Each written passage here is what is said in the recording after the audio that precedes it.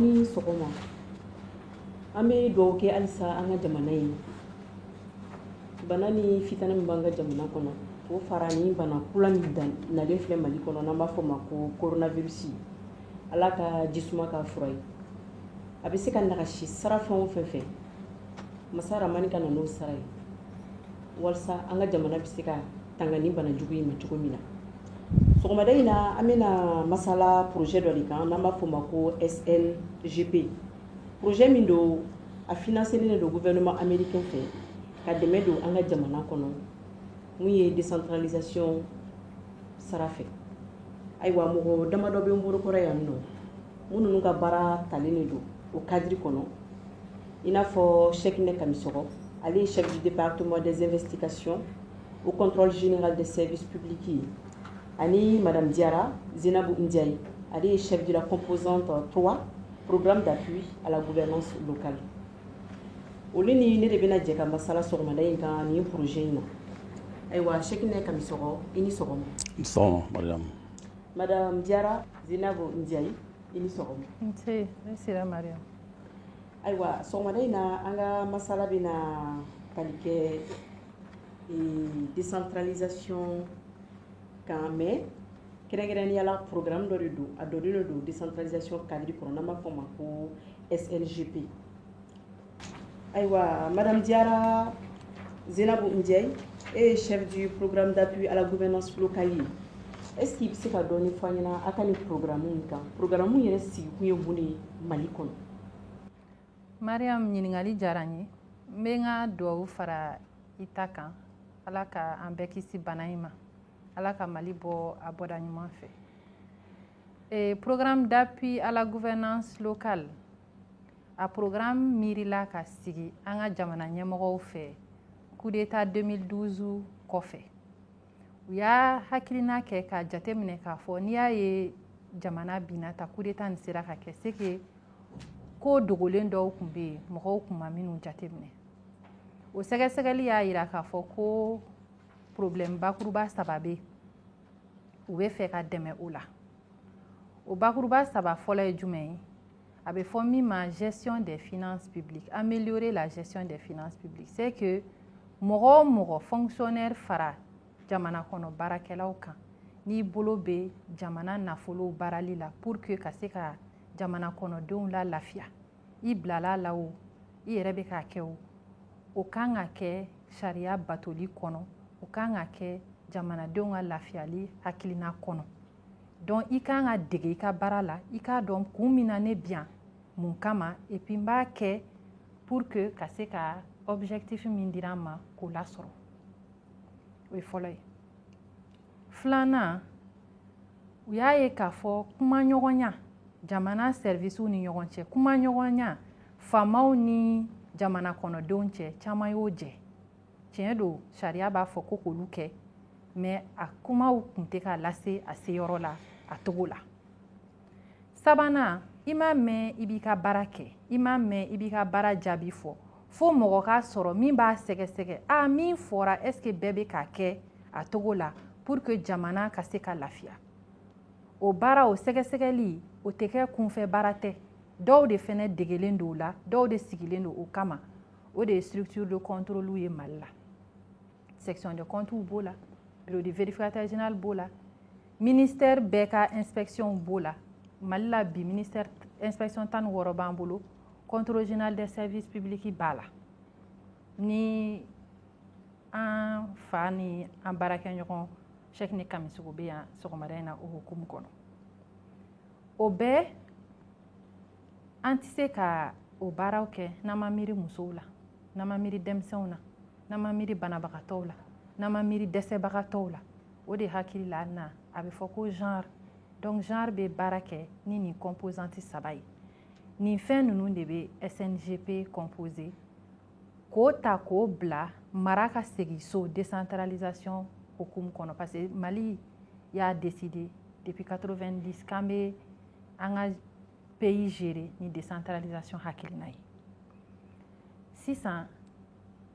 o bɛɛ américain jamana de ko comme aw yɛrɛ de ko k'aw kan ka dɛmɛ nin sira fɛ ne b'aw dɛmɛ san 5 kɔnɔ ni programme dɔ ye n y'a tɔgɔ kɛ gouvernance locale ye a programme ni n bɛ miliyari 11 CFA wari la n b'a d'i ma aw ma Mali la aw ka se k'a waliya donc an sigikun ye o de ye ne yɛrɛ ka baara précisément a kɔnɔ o ye yɔrɔ sabanan composante sabanan min bɛ sɛgɛsɛgɛli baarakɛyɔrɔw dɛmɛ k'u ka baara waliya jamanadenw sago la kɛrɛnkɛrɛnnenya la komi an tɛ se ka baarakɛyɔrɔ bɛɛ dɛmɛ an ye contrôle général des services publics de ta an ni inspection fɛnɛ bɛ dɔ kɛ an ni BVG fɛnɛ bɛ dɔ kɛ an ni section de compte fɛnɛ bɛ dɔ kɛ donc kuma kɔnɔna na n da bɛ se olu ma k'olu walanwalan. Ayiwa madame Diarra i y'a fɔ i ka kuma kɔnɔna na ko nin programme nakun ye ko ka jamana lafiya i bɛ se ka dɔɔni fɔ an ɲɛna a sigilen fo ka na se bi ma a ye mun ni mun de kɛ walasa lafiya bɛ se ka se jamanadenw ma cogo min. Mariam o diyara n ye an ye baara caman kɛ an ka baara bɛ taa kalan sira ka balikuw la kalan formation continue ka ɲɛf'u ye o baliku ninnu yɛrɛ an tɛ thème imposé u yɛrɛ de b'a fɔ an ye u mago bɛ wo b'u kunyɔrɔ minnu na ka baara faamuya parce que a yera k'a fɔ ko caman bɛ kɛ baaradaw la kuma dɔw la k'a fɔ ko tugubaganciya don ou bien k'a tigi tɛ fɛ ka a ka baara kɛ ka ɲɛ o tɛ dɛ kuma dɔw la a tigi t'a dɔn dɔrɔn ou bien sariya dɔw bɛ yen i kan ka min labato baara kɔnɔna na mɔgɔw t'a kalama très souvent mɔgɔw bɛ nommé k'u ta k'u bila poste la passation a bɛ fɔ ka baara bɔ dɔ bolo ka na don mɔgɔ kura bolo u tɛ k'a togo la information archive tɛ yen n'e nana i mana ko ɲininkali kɛ i bɛ taa sɔrɔ a tun bɛ dɔ ka machine na o machine tiɲɛna ou bien a kun papier bɛ karisa ka bureau kɔnɔ o tigi taara retraite la donc continuité de l'administration min bɛ fɔ baara la kuma caman i bɛ taa sɔrɔ o waliyalen tɛ ce qui fait que mɔgɔw t'a dɔn u bɛ dɔnse min yɛrɛ ta o wo bɛ yen ka fara o kan minnu fana b'u tugu n b'a dɔn k'a fɔ nin man kan mais n bɛ n tugu k'a kɛ parce que ne ka nafa b'o o la ne kelen ni pe ka wari sɔrɔ da b'o la yuruguyurugu mɔgɔw tiɲɛnikɛlaw nafolo kasaralibagaw an bɛ to ka minnu tɔgɔw mɛn n'u bɛ so 11 ni so 20 jɔ u kelen o fana bɛ jama tu la ka bɔ o bɛɛ la kalanbaliya problème b'an ka jamana kɔnɔ donc jamana kɔnɔdenw tɛ kuma dɔ la a dɔn u ka hakɛ ani u kan ka dan yɔrɔ min na loi hukumu kɔnɔ ko min ɲinini kɔnɔ avec l'administration. Mais madame Diarra i ka kuma latigɛ tɛ an ɲɛ b'a la ka fɔ nin problème bɛɛ bɛ jusqu'à présent nin problème tɛ ka se ka bɔ an ka jamana kɔnɔ alors que aw dun bɛ yen o de kama fɛɛrɛ jumɛn tigɛlen b'aw bolo walasa an bɛ bɔ nin dingɛ in kɔnɔ. n bɛ nale Mariam jusque là an ye min kɛ nin kɔnɔ n b'o ɲɛf'i ye mais k'a jira k'a fɔ yɔrɔnin kelen san 1 san 2 san 3 baara tɛ américains bɛ k'an dɛmɛ a la san 5 kɔnɔ mais depuis olu mana n'i y'a ye halisa a kuma bɛ sen na a ko bɛ sen na Mali ye ko caman kɛ nin ko ninnu na depuis indépendance ka na se bi ma a waleya fɔlɔ ce qu'on appelle changement de comportement fan yɛrɛ de ko ta fɔlɔ an ka niveau la tɔw b'i dɛmɛ an bɛɛ ye dɛmɛbaga ye administration dɛmɛbaga ye mais fo mɔgɔw yɛrɛ de kɛ a don u ka don o don taabolo la an ye formation caman kɛ ne bɛ se ka misaliya ta n yɛrɛ ka composante sabanan dɔrɔn kɔnɔ san o san mɔgɔ 100 ani mɔgɔ 80 muso 60 b'o la an b'olu former an bɛ se ka formation 25 ɲɔgɔn kɛ san kɔnɔ baarakɛ minan dɔw bɛ a papier lamaw don n'a bɛ f'o ma manuel audit domaine na kamisogo bɛ na se olu ma an y'o dilan contrôle général des services publics ni inspection ani section des comptes ye an bɛ to ka kuma ɲɔgɔnya yɔrɔ n y'a f'i ye n ko filanan na u y'a ye k'a fɔ kuma ɲɔgɔnya ka dɔgɔn État ni citoyen cɛ hali n'a kuma fɔlen don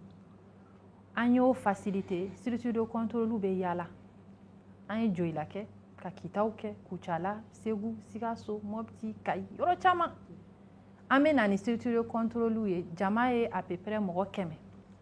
u bɛ ɲininkali kɛ fɛn fɛn b'u kun ni u kan cɛ structure b'a ɲɛfɔ olu ka baara ye mun ye u ye min ye et puis olu bɛ furakɛli recommandation min fɔ est-ce que a batora wa a ma bato wa faamaw ta ye min y'a la population yɛrɛ ta ye min y'a la u b'olu ɲɛfɔ an b'olu caman organiser ka fara o kan contrôle général des services publics site web kun t'u bolo an ye site web dilan u ye a fɔra premier ministre y'a fɔ k'olu de ka cakɛda fɛn fɛn bɛ sɛgɛsɛgɛli kɛ n'u y'u ka recommandation fɔ k'a lajɛ n'a sɔrɔ Mali ye recommandation in suit n'u m'a suit k'olu ka bɛɛ ta situation kɛ san 2 o san 2 an bɛ k'u dɛmɛ o la k'o base de données fɛnɛ dilan en plus de tout ça maintenant comme u ka baara yɛrɛ kɔnɔna ye ka taga audit de kɛ an ye mission 28 de financer o ye o rapportu bɛ yen état bɛ se k'o utiliser k'a ka fonctionnement améliorer munna a bɛ persister encore une fois fo mɔgɔw yɛrɛ de k'a dɔn bɛɛ kelen kelenna i ka niveau la k'i yɛrɛ de b'i jogo ɲa mɔgɔ wɛrɛ tɛ se k'o k'i place la quoi.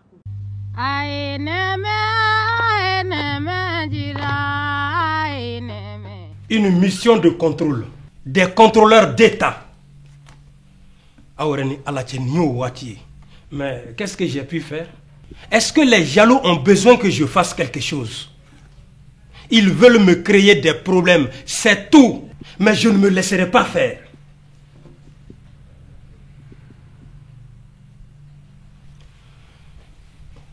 Allô? Bamadou, viens tout de suite. Ça ne va pas. Naningo indatu jona ni contrôleur nous kanana fiou kodo ku kanalisa. Atela gana. Salam alaikum. Wa alaikum salam. Ah. Bamadou. Oui. Ni somina nyana minina ibe muneke. Ibi shingi sigi. Bamadou neti to janfala. Oui, janfa misir la nyana. Bamadou sani ki sigi kamolo. Ibi bulu fok ti yere fa. Ma teri sado. Iti safiou. Iteri malododo. Ibi malo yogo bete. Voici cette lettre. Elle m'annonce l'arrivée imminente des contrôleurs du service du contrôle général d'État. Cela n'est pas un bon signe. Quelqu'un te veut du mal. Si ce n'est pas un homme, ça ne pourrait être qu'une femme. Bamadou. Méfie-toi. Il faut parer au plus pressé. Donne-moi un peu d'argent. Je ne pourrais pas bloquer leur venue, mais je ferai en sorte que tu restes toujours directeur de l'académie de l'enseignement. Déjà, je vais purifier ici. Pendeli pendant la photo du labogo. Fieba lama aere batoni yuba. Tobara tobara. Mugubara ani mugutabara. Sunangana zeke ani de bakoro nare muso. Ote mami gu oti jigila makunu. Ai ni sire yanno. Ijole sumana do yere nuna dre. Ngana koro. Abana. Abajide. Bamadou beni mine. Iba ko telia. Tasi. A ko telia jona. Ala sonama. Oh. Anyena. Nunu ngana na fiu. Utisi afio. Achete. Kaka. Entrez. Bonjour, monsieur le directeur. Bonjour, mesdames. Comment allez-vous? Ça va. Asseyez-vous.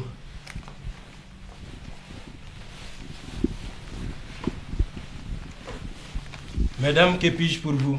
En exécution de l'ordre de mission numéro 010-2017, CGSPC du 13-3 mois 2017. Ah.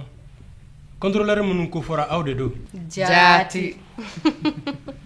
Nous, Madame Salamata Amaïchata Dienta, contrôleur des services publics. Madame Koulibaly Cécile Dako, inspecteur à l'inspection générale de l'éducation nationale. Enchanté. Vous avez Bakary Traoré, directeur de l'académie d'enseignement de Maloboukou. Enchanté. Nous sommes en mission pour procéder à l'audit des performances du programme de la scolarisation des filles dans la région de Maloboukou. Les objectifs de la mission sont de s'assurer que le taux de scolarisation des filles évolue dans l'académie d'enseignement de Maloboukou. Oh, kana lajɛ Maloboukou mara la n'a sɔrɔ ni dɔ farala musomanin donta hakɛya kan lakɔli la. Les résultats en termes d'effectifs dans l'académie d'enseignement de Maloboukou ont permis d'atteindre la parité filles et garçons. K'a lajɛ fana an ka laɲiniw kɔnɔna na n'a sɔrɔ ni damakɛɲɛ kɛra musoman donta ani cɛmanin donta ni ɲɔgɔn cɛ lakɔli la. Le taux d'achèvement des filles au fondamental évolue dans l'académie de Maloboukou. Musomanin minnu bi don lakɔli la k'a lajɛ n'a sɔrɔ n'a caman bɛ ka to yen walasa u ka se ka san sɔrɔ an bɛ fɛ k'o hakɛya fɛnɛ dɔn. Bosomuso ne dɔgɔnɔ de ye. Ayiwa kumaden banna mais c'est ta sœur. Ayi bozow ni kadɔw ni ɲɔgɔn cɛ ma ti da don o la o. Yan kɔni aw ka dumuni ko ni siyɔrɔ ko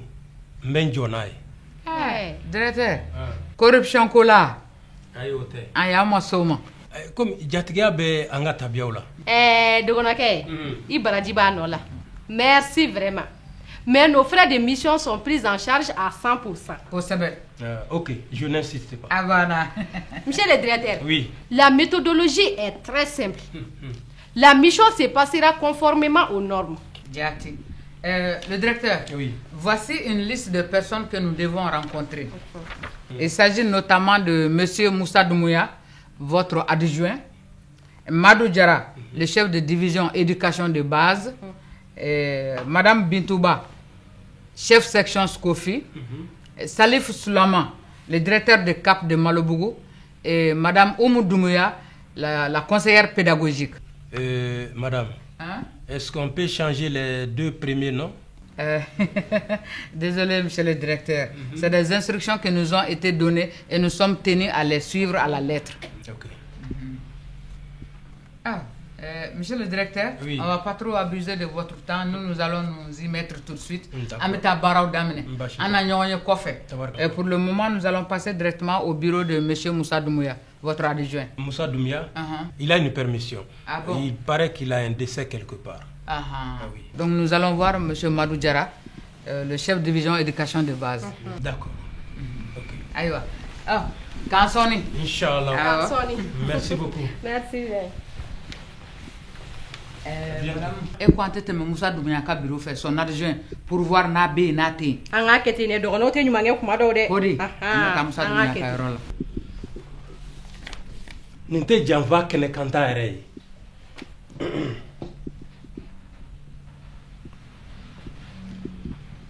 Allô? Bamadou, ça ne va pas. Reviens tout de suite. Atelier yɛrɛ de koyi.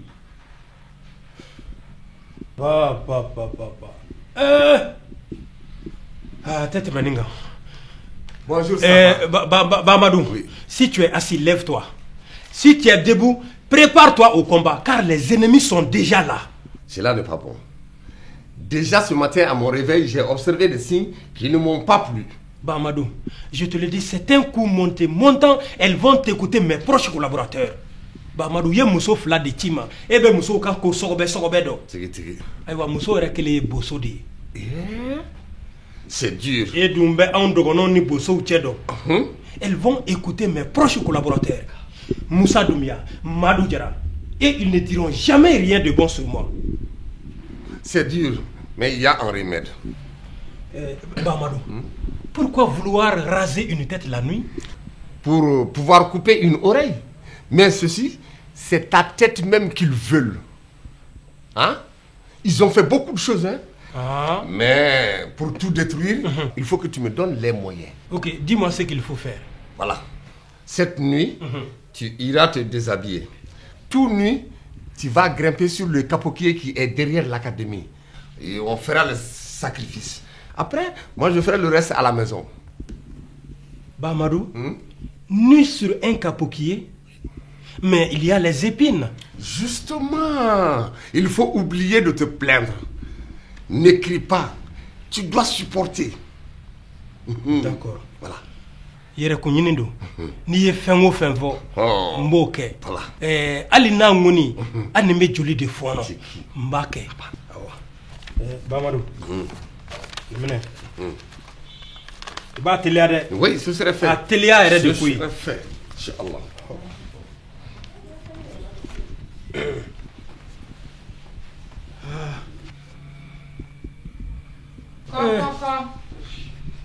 Oui, entrez. Bonjour, monsieur le directeur. Bonjour. Bonjour, monsieur le directeur. Bonjour. Je vous en prie. Ok. Et la mission, ça se passe bien? Oui. Et on a été vraiment bien accueillis partout où on a passé. Et Dieu merci. Alors, comme Koulou se sort de Tchentchen Massa, on amena compte rendu qui est, ça n'a pas. À travers nos investigations dans l'académie de Malobougou, nous pouvons conclure que l'effectif des filles scolarisées n'a pas évolué globalement. Et surtout au niveau du second cycle. Entre 7e de la musulmanité, 8e kono musulmanité, kuma te 9e. Et tout cela grâce aux barrières socio-culturelles qui sont beaucoup plus accentuées dans certaines zones que dans d'autres. Cela est vrai. À Kababougou, il y a la non-adhésion des parents à la scolarisation des filles. Kababougou. Ils disent qu'elles doivent faire des travaux domestiques. Ils pensent que l'école va perdre leurs filles.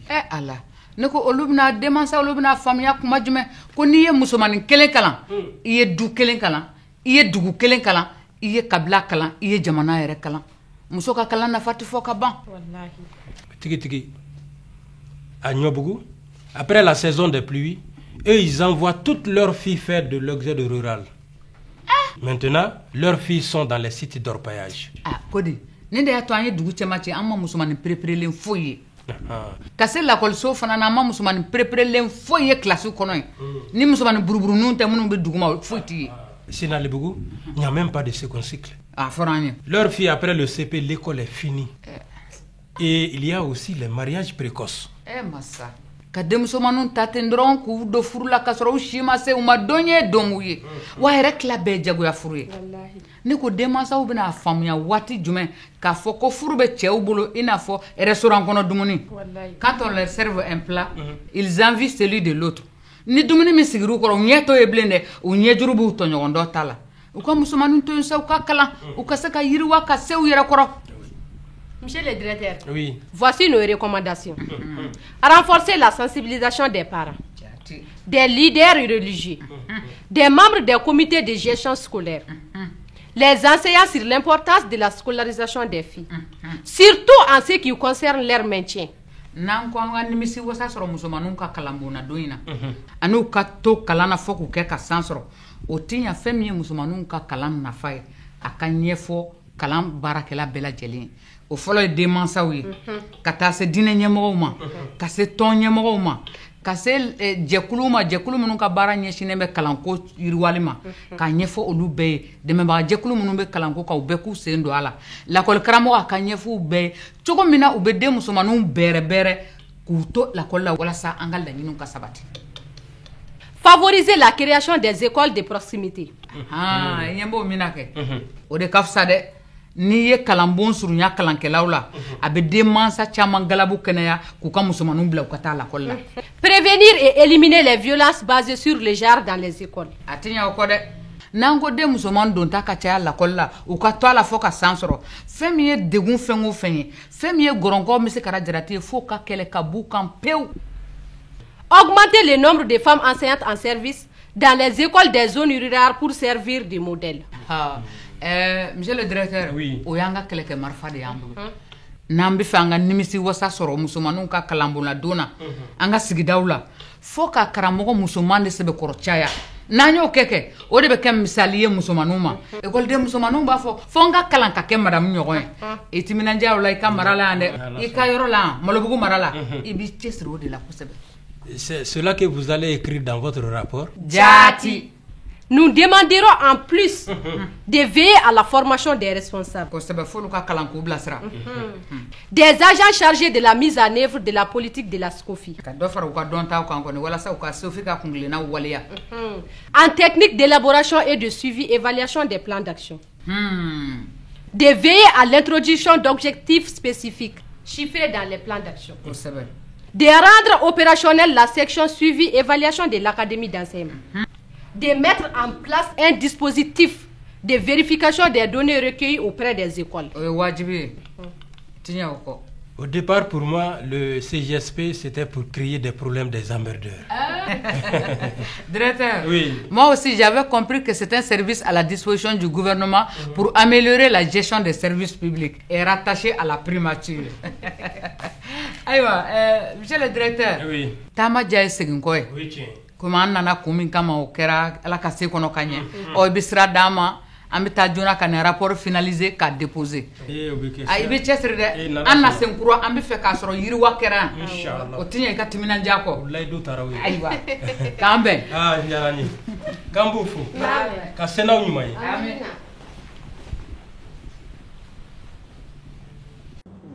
ayiwa madame Diarra an y'a ye ka fɛnɛ ni ka fɔ aw bɛ baara kɛ kosɛbɛ ni CGSP mɔgɔw fɛnɛ ni ye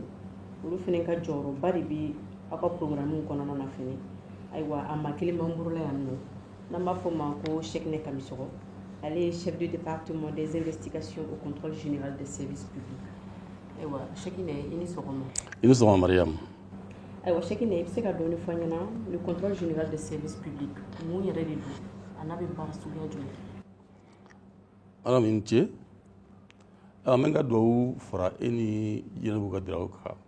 bana jugu min bɛ ka diɲɛ lamɔ bi ala k'an kisi a kɔlɔlɔ ma i ye ɲininka ko contrôle général service ye service public ye jumɛn ye n'i ye maakɔrɔw ɲininka olu b'a f'i ma ko contrôle d'état nka n'i an sisan mɔgɔw ɲininka olu b'a fɔ ko contrôle général service public mais a bɛɛ ye service kelen de ye gouvernement ye contrôle général service public sigi sen kan l'an 2000 walasa ka cakɛda n'e bɛ gouvernement hukumu kɔnɔ n'u b'a wele ma ko service public k'olu sɛgɛsɛgɛ u ka baarakɛcogo an'u bɛ nafolo min mara bakuruba la an bɛ fɛn 4ba de kɛ a fɔlɔfɔlɔ o ye investigation ye investigation ye ka yuruguyurugu kɛlɛ ani ka nafolo cɛ kɛlɛ n'u b'a fɔ ko corruption et délinquance financière a filanan an bɛ audit de conformité kɛ yaro cakɛda bɛ yen n'i sigira jamana kɔnɔ i b'a sɔrɔ i sigira kun dɔ sariya de y'i sigi loi décret ou arrêté i bɛ baara kɛ sariya fana ka hukumu de kɔnɔ donc an ka baarada ye mun ye ka taa a sɛgɛsɛgɛ waati n'a y'a sɔrɔ cakɛda ninnu b'u ka baara kɛ sariya hukumu kɔnɔ a sabanan an b'o wele ko audit de performance cakɛda sigira i sigira kun dɔ la n'i ye école jɔ i b'a ka kalan de yiriwa n'i ye commissariat jɔ i b'a fɛ ka lakana de yiriwa n'i ye dɔgɔtɔrɔso jɔ i b'a fɛ ka kɛnɛya de yiriwa donc waati an bɛ taa ka taa lajɛ n'a y'a sɔrɔ cakɛda minnu sigira u sigira k'u minɛ n'u b'o k'u fa c'est-à-dire u bilala minɛn kɔnɔ n'a y'a sɔrɔ u b'o minɛn fa o de ye audit de performance ye a naaninan n'o y'a laban ye o ye suivi de recommandation ye i y'a dɔn suivi de recommandation ye jumɛn ye n'an taara ka taa contrôle kɛ an bɛ mun wele ko sɛgɛsɛgɛli an bɛ kɔlɔsili kɛ ni kɔlɔsili banna an bɛ ladilikanw dɔ sɛbɛn n'o b'a wele ko recommandation a bɛ komi ni docteur taara ka t'i lajɛ a y'i ɲininka a y'i sɛgɛsɛgɛ a ye fɛnw dɔ ye donc a bɛ ladilikanw dɔ d'i ma anw fana b'o ɲɔgɔn de kɛ donc san fila an bɛ se ka na lajɛ n'a y'a sɔrɔ an ye ladilikan mun f'i ɲɛna pour que ka se k'i ka service améliorer n'a y'a sɔrɔ i y'u timɛ bakuruba la nin ye contrôle général service ka baara yɛrɛ de ye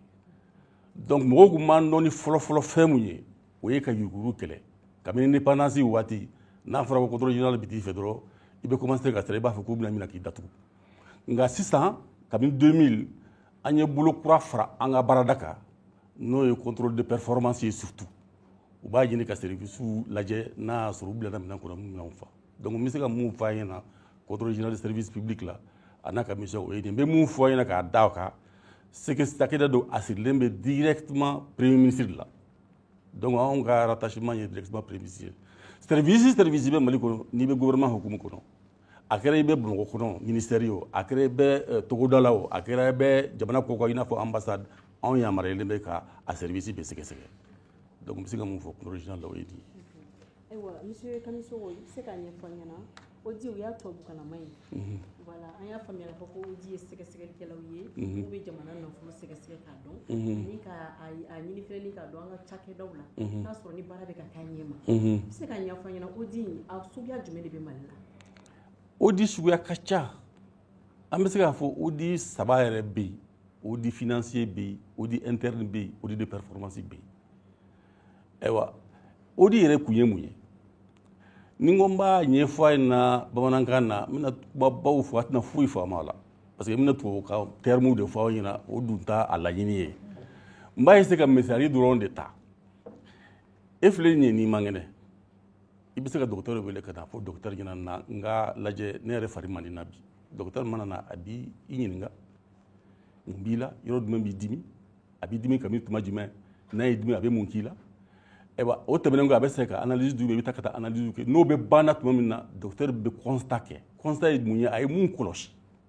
a b'o kɛ maintenant mun kan k'i ka bana in kɛnɛya a b'o papier d'i ma n'o ye ordonnance ye o de fana ye o cogoya de ye service public ye anw ka client de ye n'an taara service la an bɛ prise de connaissance kɛ c'est-à-dire an b'u ɲininka a bɛ baara kɛ cogo jumɛn a bɛ baara jumɛn kɛ gɛlɛya jumɛn b'aw kan an b'u ɲininka an yɛrɛ b'an ka sɛgɛsɛgɛliw kɛ n'an tilala an bɛ constat kɛ n'o y'an ka kɔlɔsili ye kɔlɔsiliw n'a banna tuma min na an bɛ se ka recommandation kɛ recommandation kun tɛ k'a fɔ ko ka aw ɲangi wala ko kun gosa ma a kun ye parce que an nana ka aw lajɛ k'a ka baara kɛ cogoya lajɛ an y'a dɔn k'a fɔ fiyew dɔw b'a la an b'aw dɛmɛ ka se k'o fiyew corriger walasa a ka baara ka taa ɲɛ donc o de kun yɛrɛ ye mun ye ka na service sɛgɛsɛgɛ k'a ka fiyew dɔn k'a dɛmɛ a k'a ka baara bolo yɛlɛma walasa a ka se ka taa ɲɛ donc o de yɛrɛ kun ye o de ye mais a mɔgɔw m'a faamu u bɛ o de n'a a fɔra ko o de dɔrɔn mɔgɔw ka jate la maaw bɛ ɲini k'i sɛgɛsɛgɛ k'i don kaso la alors que o de bɛ tɛ kaso la dɔ ye o de yɛrɛ kun ye ka se k'i a ɲini k'a dɔn fiye mun b'i ka baara kɛcogo la k'i o si dɔn ka se k'i dɛmɛ i k'o fiye in kɛlɛ walasa i ka baara ka se ka taa ɲɛ parce que an b'a considérer k'a fɔ e yɛrɛ ka laɲini ye mun ye i bɛ ka sigi cakɛda mun kunna o cakɛda in ka taa ɲɛ donc i bɛ auditeur de ɲini auditeur de bɛna ka na lajɛ fiye mun b'i la k'o fiye dɔn k'a f'i ɲɛna wa k'i dɛmɛ i ka se k'o fiye corriger donc auditeur kun ye ka mɔgɔ dɛmɛ a k'a ka fiye corriger a ka service fiye corriger donc ni n ko n b'a fɔ bamanankan na o ye o di ye. ayiwa Kanisogo kuma faamuyala kosɛbɛ sisan n'i ko ODI k'aw bɛ baara kɛ ni premier ministre mɔgɔw de i ka kuma fɔli la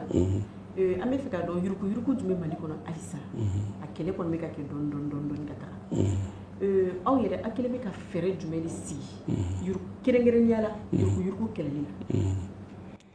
ayiwa kabini indépendance fo ka n'a bila bi na contrôle général service ka baara baselen bɛ ka yuruku kɛlɛ ni y'a fɔ an ye rapport hakɛ mun kɛ kabini indépendance ka na bila sisan hakɛ t'a la a bɛɛ ye pour que ka yuruku kɛlɛ ayiwa o baara in a dilen bɛ anw ma walasa an ka se ka jamana dɛmɛ k'a ka nafolo kisi bon yuruku tɛ fɛn kura ye kabini diɲɛ sigira yuruku i m'a bamananw b'a f'i ma k'a fɔ ko tura ni ye dibara ci yarɔ o tɛ bi kɔ ye dɛ yuruku kabini diɲɛ sigida diɲɛ sigilen bɛ yuruku kan awa kabini diɲɛ sigida an bɛ yuruku kɛlɛ donc contrôle général kɔni ka baarada ye mun ye ka se ka taa service bɛɛ sɛgɛsɛgɛ n'o y'a ye k'a fɔ i bɛ ka nafolo yuruku u b'a sɛbɛn rapport la ka rapport ci premier ministre ma donc premier ministre kan ka disposition mun ta u b'o disposition ta o yuruku kɛlɛ kɔnɔna na ayiwa an bɛ se ka wuli an yɛrɛ ma ka taa contrôle kɛ an bɛ se ka kɛ sababu ye mɔgɔ yɛrɛ bɛ lettre caman k'a fɔ an y'a kɔlɔsi k'a fɔ nin cakɛda in a yuruku cayara a ye t'a lajɛ n'a y'a sɔrɔ fɛn min b'a la a bɛ se ka kɛ fana faamaw yɛrɛ bɛ se ka lettre caman k'an ka wuli an ka taa cakɛdaw contrôler na yuruku bɛ ka kɛ nin yɔrɔ in na donc anw kɔni b'a baara la n'an tilala a baara la an bɛ rapport kɛ rapport bɛ ci premier ministre ma ou bien a bɛ ci ministre mun y'an bila mission na et puis disposition min bɛ ta olu b'o disposition ta. ayiwa Kanisogo an y'a faamuya k'a fɔ ko danfara dɔ bɛ ODI ni service tɔw ni ɲɔgɔn cɛ ayiwa an bɛ o question di madame Jara ma n'a bɛ se ka dɔɔni fɔ an ɲɛna o la danfara jumɛn de bɛ ODI ani service tɔw ni ɲɔgɔn cɛ la. Mariam n'i ka jɛ ye n b'a préciser dɔɔni service tɛ mais ODI ni sɛgɛsɛgɛli wɛrɛ tɔw ni ɲɔgɔn cɛ sɛgɛsɛgɛli ye modèle belebeleba fila ye an ka domaine kɔnɔ a bɛ fɔ minnu bɛ kɔnɔna sɛgɛsɛgɛli kɛ ceux qui sont auditeurs internes ani minnu bɛ kɛnɛmala sɛgɛsɛgɛli kɛ ceux qui sont auditeurs externes donc ni y'a ta Mali schéma la n'i ye gouvernement sigi minnu bɛ wele minnu yamaruyalen don an ka sariyaw fɛ ka se ka sɛgɛsɛgɛli kɛ mais u bɛ kɛnɛma par rapport au gouvernement o ye commission parlementaire ou assemblée nationale la député au droit len do ka ɲini ka sɛgɛsɛgɛli kɛ n'i yɛrɛ a kalan n'a dɔnniya t'i la cakɛdaw sigilen do i bɛ se k'i gɛrɛ olu la cour suprême ka bolofara dɔ bɛ yen n'a bɛ fɔ section des comptes jamana tɔ bɛ UEMOA la olu y'a kɛ cour des comptes ye a ɲininen do Mali fɛnɛ k'a kɛ cour des comptes ye mais yan'o cɛ section des comptes in olu ye sɛgɛsɛgɛlikɛla ye kɛnɛma la du gouvernement jamana service bɛɛ a kɛra Bamakɔ ye o a kɛra marabolodaw ye o fo ka se niveau commune ma olu sigilen do o kama a sabanan ye bureau du vérificateur général ye olu ye sɛgɛsɛgɛlikɛla ye kɛnɛmala la maintenant kɔnɔnataw minnu bɛ gouvernement kɔnɔ o fɛnɛ tilalen do tuguni fila ye dɔw bɛ sɛgɛsɛgɛli kɛ min b'a to gouvernement mɔgɔw bɛ se ka baara kɛ on appelle ça le contrôle a priori yani wari bɛ labɔ yani action dɔ bɛ kɛ minnu bɛ yamaruya di chef ka hukumu kɔnɔ olu ye jɔn ye o ye contrôle financier mɔgɔw ye mɔgɔw bɛ to k'a mɛn kuma bɛ ko contrôle financier ka visa ma sɔrɔ dɛ o ye trésor mɔgɔw ye douane ni impôt mɔgɔw olu bɛɛ bɛ contrôle kɛ yani musakaw utiliseli bɛ kɛ sisan kamisogo ye docteur min ta fɔ yɔrɔ docteur bɛ na kɔfɛ de o kɔfɛ mɔgɔw ye jɔn ye gouvernement kɔnɔna na o chef ba de contrôle général des services publics ye a y'a fɔ ale sirilen do premier ministre de la maintenant ministre caman bɛ yen 16 olu fɛnɛ ka sɛgɛsɛgɛlikɛla interne b'u bolo ça c'est les inspections ministérielles an ka projet in yɛrɛ comme an bɛ baara kɛ décentralisation kɔnɔ an ni inspection de l'intérieur bɛ baara kɛ inspection de l'intérieur ye ministère de l'administration territoriale ta ye voilà brièvement service minnu b'a kɛ sisan a ye audit ɲɛfɔ aw ye mais contrôle wɛrɛ modèle fila fɛnɛ bɛ yen tuguni fɔlɔ bɛ wele dénonciation ou investigation ou bien fait signaler c'est-à-dire o ye min ye n bɛ cun yɔrɔ la parce que n ye kuma kolon fɛn kolon mɛn i kan ou bien ka fɛn kolon remarquer i sɔn na don dɔ la sɔgɔma 6 heures 7 heures i bɛ na u jɔlen sɔrɔ i ka bureau da la karisa bureau dayɛlɛ n k'a lajɛ i bɛ ka baara kɛ cogo min n k'a balila ka se k'i ka ko kolon ye o kɔlɔlɔ en général c'est la recherche de fraude pour la sanction ou bien pour que ka dossier di justice ma u b'olu kɛ mais o ni audit tɛ kelen ye filanan modèle min b'u bolo o bɛ wele vérification soit vérification financière soit vérification de performance ou bien vérification de conformité ou vérification de façon générale o ta ye mun ye o fɛnɛ na ordre de mission bɛ d'u ma u bɛ wuli ka na i ka gestion bɛɛ en général san 2 kɔnɔ san 3 kɔnɔ u b'a lajɛ i ye mun ni mun ni mun ni mun kɛ u bɛ rapport sɛbɛn k'o bila mais o tagaliw la o t'a sɔrɔ ni e yɛrɛ ka yamaruyaw ye audit dunna audit fɛn fɔlɔ fanga fɔlɔ ye mun ye c'est que c'est participatif i tɛ se ka wuli k'a fɔ ko n bɛ taga mɔgɔ auditer ka sɔrɔ i ma lettre ci a tigi ma k'a fɔ a ye ne bɛ nale i contrôler wa f'i k'o kɛ au moins dɔgɔkun kelen à l'avance wa a yamaruyalen do a tigi ye n'i ye lettre ci a ma ko n bɛna t'i auditer a tigi k'a f'i ye ne pɛrɛlen tɛ k'i kunbɛn sisan n'i nana fɛnɛ i mana ko o ko ye e Mariam mana papier ta k'a kalan ne ɲɛ b'a la virgule dɔ bɛ o virgule kun man ka kɛ yen a yɔrɔnin bɛɛ i b'a yira a tigi la a karisa ni virgule e y'a kɛ mun na tu es là pour améliorer la gestion les pratiques les procédures de la structure n b'i dɛmɛ i ka taa ɲɛ mana ko n b'i coron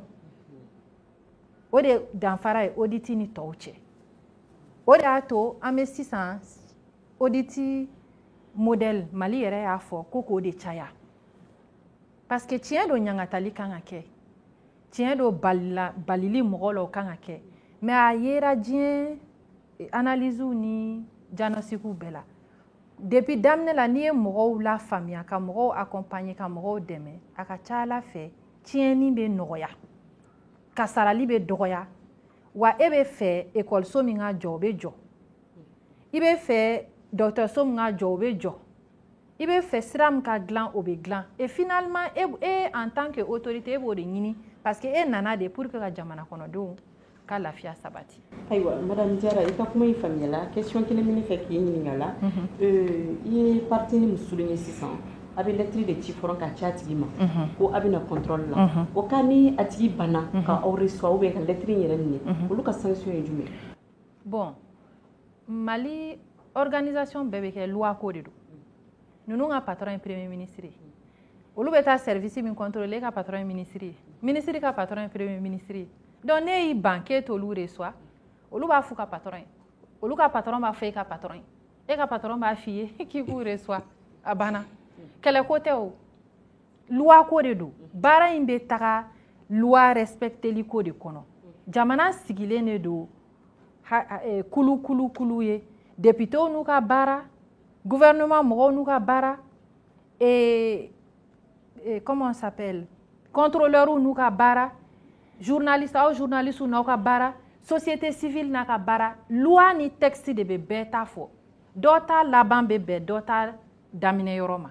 donc hali fɔlɔ la a tun bɛ fɔ ko armée mɔgɔ secret défense kamisiko bɛ a bɛ se k'a yɔrɔ préciser bɛɛ y'a ye avion présidentiel sanko problème minnu wulila la a fɔra ko bureau de vérificateur ka sɛgɛsɛgɛli kɛ bɛɛ y'a ye mankan minnu bɛɛ bɔra la donc comme mankan cayara kuma cayara décision tara premier ministre y'a jɛya bɛɛ ye k'a fɔ ko contrôleur tɛ na ko parce que armée secret défense dɛ o ni civil ka fɛn tɛ kelen ye o ko t'a la bilen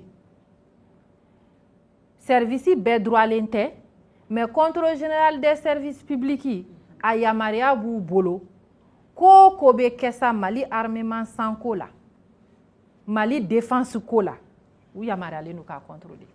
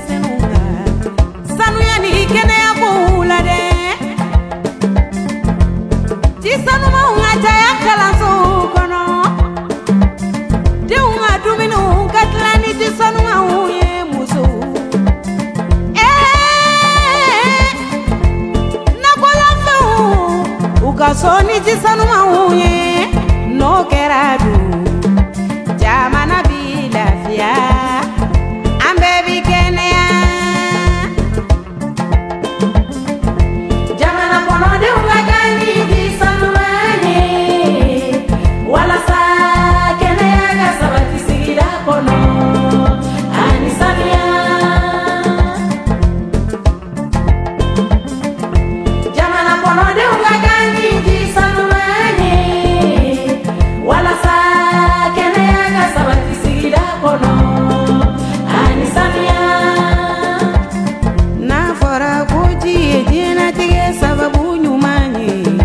o tɛ sɔrɔ de ni ji sanuman tɛ o de ye kɛnɛya sinsin bere ye.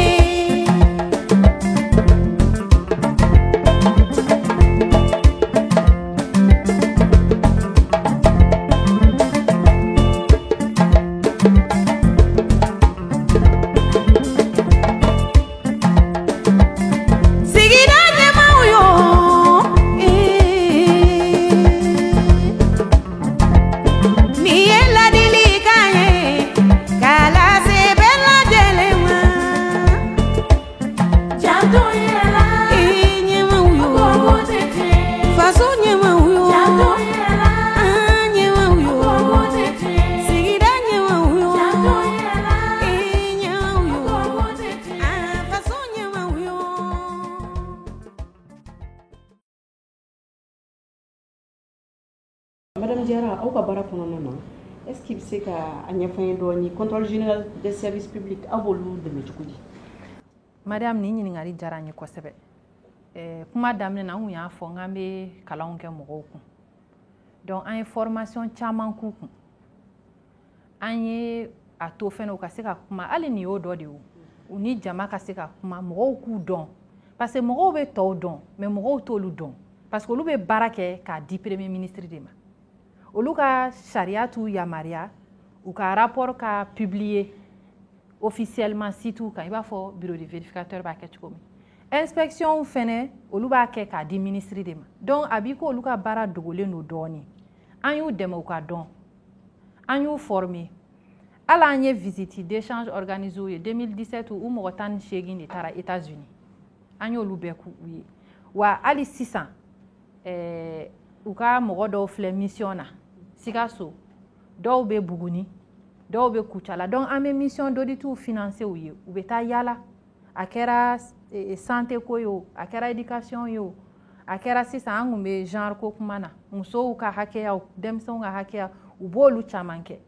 laban in na an ye mission 7 financé u ye musow ka hakɛya ko la u taara olu lajɛ donc ni temps y'an permet n bɛ n da don o mission détail la donc an bɛ dɛmɛ caman kɛ contrôle général des services publics ye. Gouvernance ni performance des collectivités territoriales fɛnɛ de don. O de ye anw ka objectif ba ye parce que kamisogo y'a f'i ye depuis indépendance fo sisan yuruguyurugu kɛlɛli u ye caman ko la u dɔnnen don n'o ye kaban mais audit de performance et surtout ka communes ni cercles ni régions dɛmɛ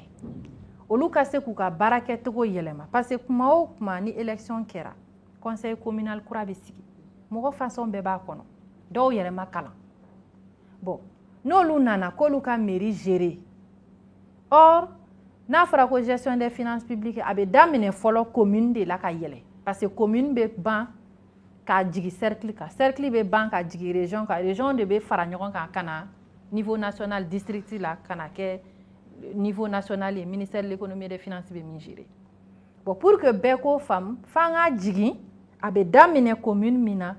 olu ka dɛmɛ k'u ka baara kɛcogo faamuya donc an bɛ contrôle général bila ani inspection de l'intérieur bila d'abord an b'u kalan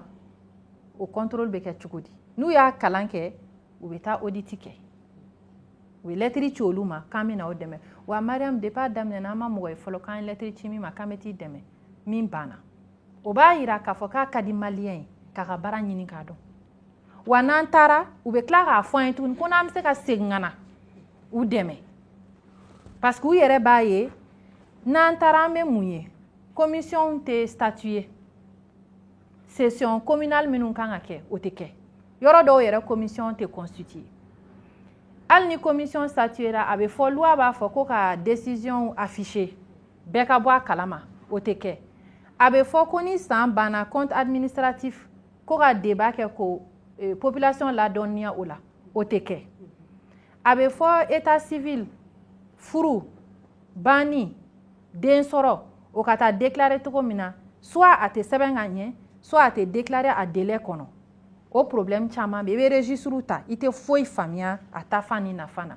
mairie baarakɛlaw contrat t'u la dossier t'u la INPS tɛ sara wariw tɛ sara mairiw kɔnɔna la ka papiers archiver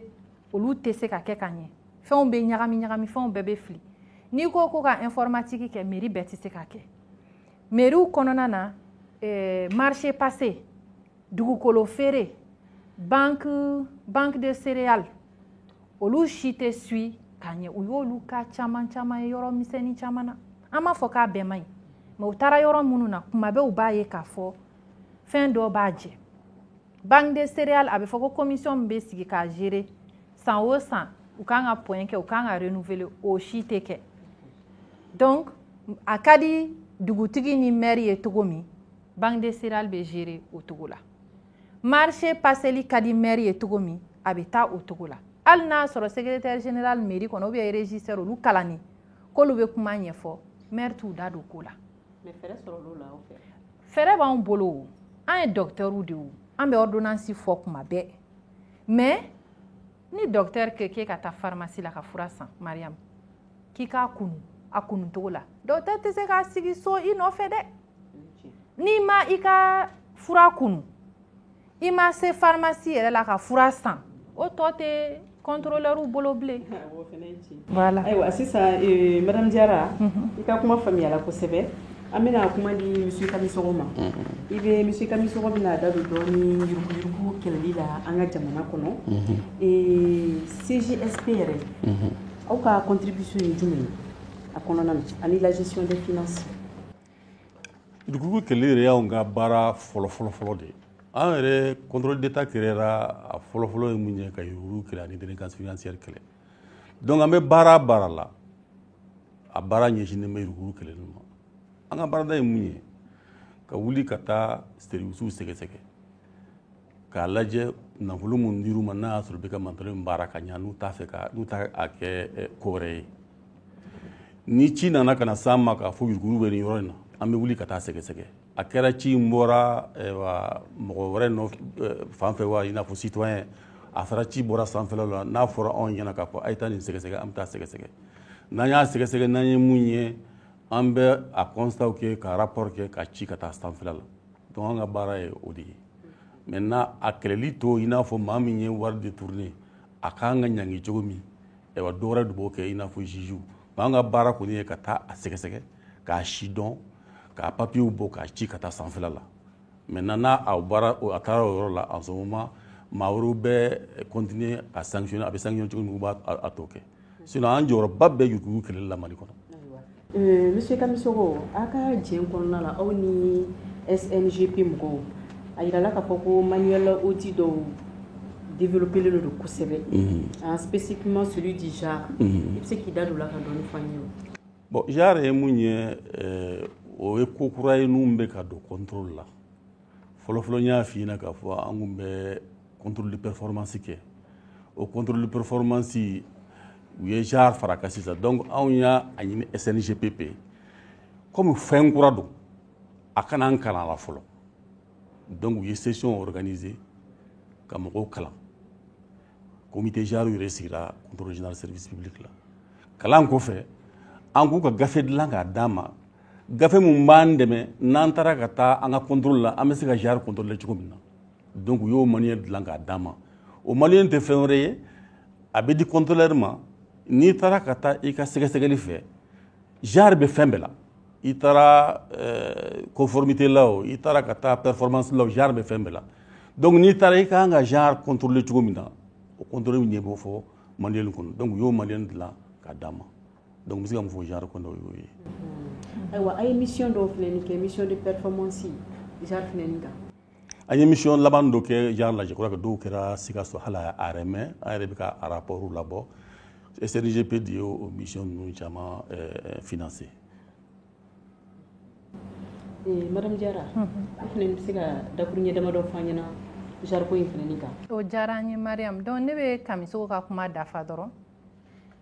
mission 7 an y'o financer o ye mission fɔlɔ o ye min a ye Sikaso ta min fɔ sisan o ye santé de la reproduction musow ni denmisɛnninw a bɛ fɔ min ma bange kɔlɔsi ko u taara o jateminɛ Sikaso ensuite an ye lujuratɔw n'olu bɛ se ka don Mali fonction publique kɔnɔ cogo min o contrôle fɛnɛ kɛra an y'a lajɛ fɛnɛ a bɛ fɔ min ma ko fafe parce que a fɔra ko musow ka baara k'u yɛrɛ k'u kana sigi ko k'u ɲɛ jɔ mɔgɔ wɛrɛ la dɔrɔn donc communément bɛɛ b'a fɔ activité génératrice de revenu mais tiɲɛ don a ka d'an ye ka baara kɛ mais wariko fɛnɛ bɛ an senkɔrɔ o fɛnɛ sɛgɛsɛgɛra k'o lajɛ office du Niger kɔnɔ loi d'orientation agricole y'a yira ko ka dugukolo hakɛya dɔ di musow ni denmisɛnninw ma u taara lajɛ n'a sɔrɔ o dilen n'olu ma wa o musow fɛnɛ n'u bɛ musaka sɔrɔ a la wa o musaka n'a b'u dɛmɛ ko fila la ka wari sɔrɔ ka denw ka situation améliorer kelen filanan dumuni min bɛ kɛ sokɔnɔna la est-ce que o dumuni nin ce qu'on appelle la ration alimentaire l'améliorer n'a sɔrɔ mɔgɔw b'o dumuni sɔrɔ k'o dafa k'o dumuni sɔrɔ k'u fa Kulikoro u taara lajɛ fantandenw mɔgɔw ka hakɛ to ni kuma digir'u la mais c'était vraiment c'était kosɛbɛ minnu ye a bɛ f'u ma ko indigent olu den musomanw ka kalanko o bɛ kɛ cogo di Kulikoro mara fɛ u taara o lajɛ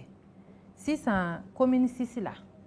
halisa o mission ma ban section des comptes ni contrôle général de bɛ k'o baara kɛ ɲɔgɔn fɛ cas de violence basée sur le genre donc musow ka problème bugɔliw neniniw furusaw u bɛ o kasara minnu sɔrɔ k'olu lajɛ muso dɔrɔn tɛ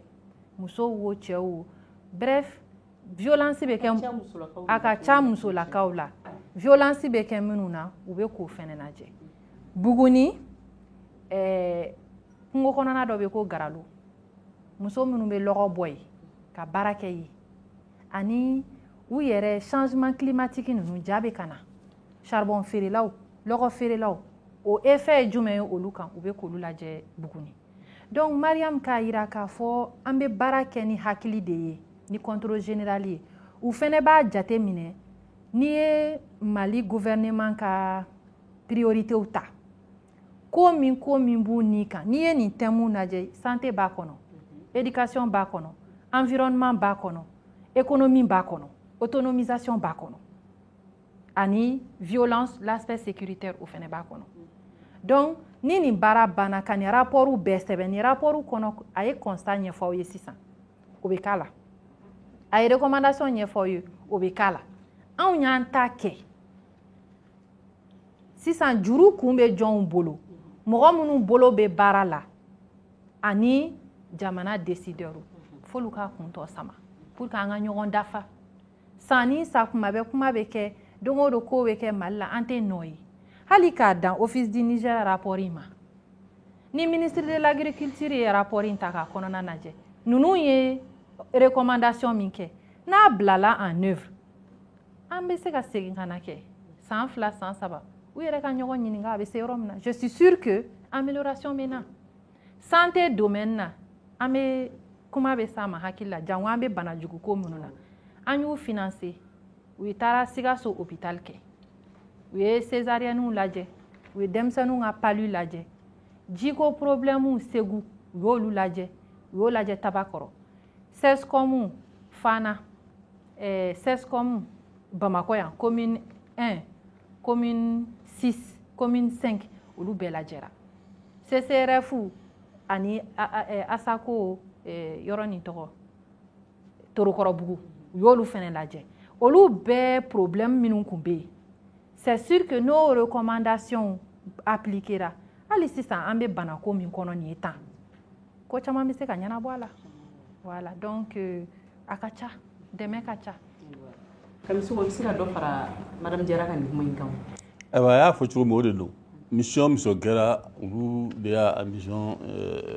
financé donc anw ka contrôleur de y'a mission kɛ ani inspecteur a kɛra yɔrɔ o yɔrɔ a y'a fɔ cogo min na a kɛra o cogoya de la ayiwa Madame Diarra ni Monsieur Kamisogo an bɛɛ b'a kalama k'a fɔ jamanaden fɛnɛ ni bɛɛ lajɛlen b'a kalama k'a fɔ ko banajugu min b'an fɛ yan bi n'an b'a fɔ a ma ko Covid-19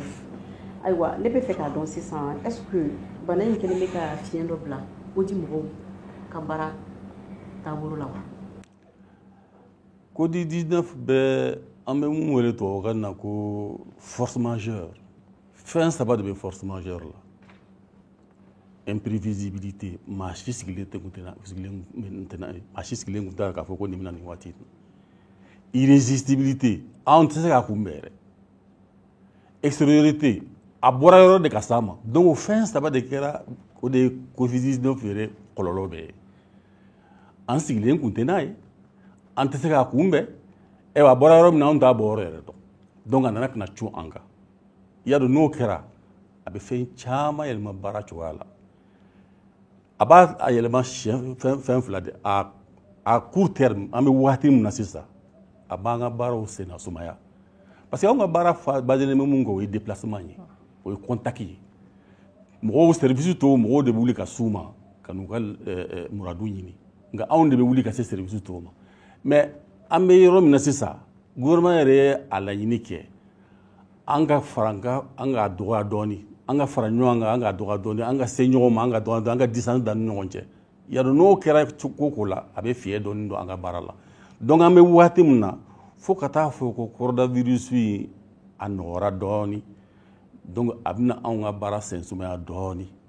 parce que an mun y'an ka déplacement ko ye ka taa service la i bɛ taa maa minnu fɛ i b'a sɔrɔ u yɛrɛ kɔnɔ guwanen don i y'a dɔn k'a fɔ i tɛ se ka baara kɛ ka jan donc gɛlɛyani mun bɛ yen ni coronavirus b'a don an ka baara la sisan normal ko a court terme o y'o ye à long terme a bɛ se ka kɛ sababu ye ka sujet dɔ di anw yɛrɛ ma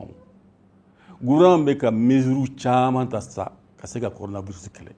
o mesure bɛ ta saniya sira fɛ a bɛ ta lakana sira fɛ a bɛ ta danfoloko sira fɛ a bɛ ta politiko sira fɛ ni covid-19 banna a yamaruyalen bɛ anw contrôleurs particulièrement le contrôle général des services publics an ka audit kɛ dispositif mun taara ka se k'a kunbɛn k'a kɛlɛ an bɛ se k'o dispositif an bɛ se k'o auditer n'a y'a sɔrɔ fiɲɛ minnu b'a la k'o fiɲɛ dɔn pour que ala k'an kisi a ma ni a ɲɔgɔn wɛrɛ nana an ka se k'a kunbɛn ka ɲa donc n bɛ se ka mun fɔ covid-19 ko la o la sisan an sen bɛ sumaya nka n'a ko nɔgɔyara inchallah u ye dispositif dɔw ta k'a bila sen kan i n'a fɔ confinement o i n'a fɔ gel o i n'a fɔ couvre-feu su fɛ o i y'a dɔn mɔgɔw bɛ tile ka mankan ci ɲɔgɔn na donc an bɛ laban k'o dispositif bɛ auditer k'a lajɛ n'a y'a sɔrɔ dispositif ɲuman yɛrɛ de kun sigira sen kan n'a dispositif kɛra sababu ye k'an kisi a kɔlɔlɔ ma donc an bɛ se k'o baara kɛ mais a tɛ se ka kɛ fo ni ko banna pewu ayiwa ni hakiliw sigira waati min na nka sisan an bɛ yɔrɔ min na ayiwa bɛɛ kɔni jɔrɔlen don. ayiwa madame Diarra aw ni sɛgɛsɛgɛlikɛlaw fana ye ayiwa covid in a ye kɔlɔlɔ jumɛn s'aw ka baara ma. Mariam o diyara n ye senna sumaya min ni kami se k'o fɔ o de bɛ Mali bɛɛ la sisan parce que a yirala k'a fɔ ni ci gɛlɛn t'i la i kana bɔ donc hali n'e bɛ fɛ ka bɔ e ni mɔgɔw de bɛ baara kɛ anw ka baara an kelen tɛ baara kɛ k'a fɔ k'i bɛ wuli sɔgɔma i kelen ni pe bɛ n'i sigi bureau kɔnɔ k'i ka ci ɲɛnabɔ an ka baara t'o ye an ka baara c'est toujours i ka taa tɔkelen dɔ in fɛ yen de k'a lajɛ a ye mun kɛ k'o ɲɛfɔ k'o améliorer donc ni bɛɛ bɛ k'i yɛrɛ makaran ta ko b'an kunna min ka kɔrɔ n'an yɛrɛ ye ko b'an kunna min ka jugu ni an yɛrɛ ye donc an bɛɛ bɛ dugawu kɛ ala k'o fori hɛrɛ la bon jamana ɲɛmɔgɔw fana ye mesure minnu fɔ an bɛɛ k'o respecter wagati ko de don ala ka bɛɛ tanga an fana ye bailleurs de ye parce que américain jamana de y'an yamaruya ka Mali dɛmɛ ni programme ni ye bailleurs fana u bara problèmes bɛ wuli u fana bɛ mesures ta donc o mesure fana an obligelen don k'olu fana respecter olu caman b'a yira sisan nɔ k'a fɔ k'an ka to so an ka so baara de caya ni ko gɛlɛn tɛ an ti bɔ donc o yɔrɔ b'an kan filanan ye min ye hali ni an tɛ se ka bɔ mais an bɛ se ka jamana dɛmɛ cogo min an bɛ miiri o fana na k'o fana ko waleya. ayiwa madame Diarra kuma ɲɛna monsieur Sissoko Kamisoko hakɛto donc kuru sera cɛncɛn ma sisan an ka débat la an bɛ lamɛnnikɛ jama bɛɛ lajɛlen fo bɛɛ ni ci an ka débat in tun bɛ tali kɛ projet dɔ de kan programme dɔ de kan n'an b'a fɔ o ma ko SNGP programme de don a financelen de don gouvernement américain fɛ donc pour que an ka jamana bɛ se ka taa ɲɛ sɔrɔ décentralisation cadre kɔnɔ cogo min na ayiwa donc o di mɔgɔ fila tun b'an bolo la yan nɔ o di olu tɛ mɔgɔ gɛrɛ ye sɛgɛsɛgɛlikɛlaw de don mun ninnu bɛ an ka jamana wariko sɛgɛsɛgɛ ani baara tagabolo ɲuman service kɔnɔ k'olu sɛgɛsɛgɛ donc olu mɔgɔ fila de y'u da don kosɛbɛ nin baro in na ka ɲɛfɔli k'an ye donc madame Diarra dakuruɲɛ laban dɔ b'i bolo ka fɔ an ye wa? Mariam i ni ce dakuruɲɛ laban min bɛ n bolo c'est que k'an lamɛnbaga bɛɛ fo k'aw yɛrɛ fo ala k'aw bolo mɛn aw ka baara la ka tulo kunnandi kɛ ka nin kuma ninnu mɛn wa halisa ala ka bɛɛ tanga bɛɛ ka mesure de prévention ninnu respecter mɔgɔw ka faamuya fɛnɛ n'an nana contrôle la an tɛ mɔgɔ kɔ an bɛ fɛ dɔrɔn de ka baara taabolo lajɛ baara ka se ka améliorer ka jamanadenw lafiya laɲini puisque o de ye an bɛɛ ka hami ye et ni contrôleur ye min fɔ aw ye u ka waleya o ye ne ka kuma laban ye. Monsieur Kamisogo ne b'a fɛ ka fɛn fila de fɔ fɔlɔ nin baro sigi a diyara ne ye kosɛbɛ parce que a bɛ kɛ sababu ye maa minnu de tɛ anw si don u k'an dɔn bien sûr que coronavirus ka kɛ sababu ye an y'a kɛ débat ye nka ni coronavirus ko kun tɛ an kun bɛ taa kɛ débat de ye région kɔnɔ an b'an yɛrɛ fɔ parce que maa caman b'a la u tɛ contrôle général service public dɔn u kɔni ɲɛ b'a la a bɛ ACI kɔnɔ yan nɔ i b'a tɔgɔ mɛn dɔw yɛrɛ hali bi u b'a wele ko contrôle d'état donc nin de b'a façon min b'a a permis mɔgɔw ka se ka anw si dɔn an bɛ mun kɛ ayiwa gɛlɛya minnu b'an kan k'o si dɔn donc ni débat ninnu tora ka caya a bɛ kɛ sababu ye ayiwa ka anw ka baara nɔgɔya kosɛbɛ a filanan laban ye mun ye c'est que n b'a fɛ k'a fɔ mɔgɔw ɲɛna k'a fɔ contrôle tɛ balawuko ye mɔgɔw ye contrôle ye i n'a fɔ maa min bɛna ka na aw minɛ k'aw sɛgɛsɛgɛ k'a larouver ka kungo se aw ma peut-être que o ye contrôle fɔlɔ fɔlɔ ye nka sisan fɛn caman yɛlɛma contrôle ka kan ka considérer i n'a fɔ maa min bɛna ka na adamadenw kalan k'aw dege parce que maa minnu bɛ contrôle kɛ a caman b'a la minnu bɛ contrôle général public par exemple la expérience ba de b'a caman na ne yɛrɛ ye kumanaya kɛ ne yɛrɛ contrôlera donc o expérience b'a permis ni n taara contrôle la n k'a dɔn k'a fɔ contrôle ye mun ye donc mɔgɔw ka kan k'a faamu contrôle kun tɛ ka mɔgɔ don kaso la a kun ye ka se ka jamana ka nafolo lakana a kun ye ka se ka service dɛmɛ walasa u ka se ka taabolo kuraw ta ka taabolo ɲumanw ta donc ni mɔgɔw y'o faamu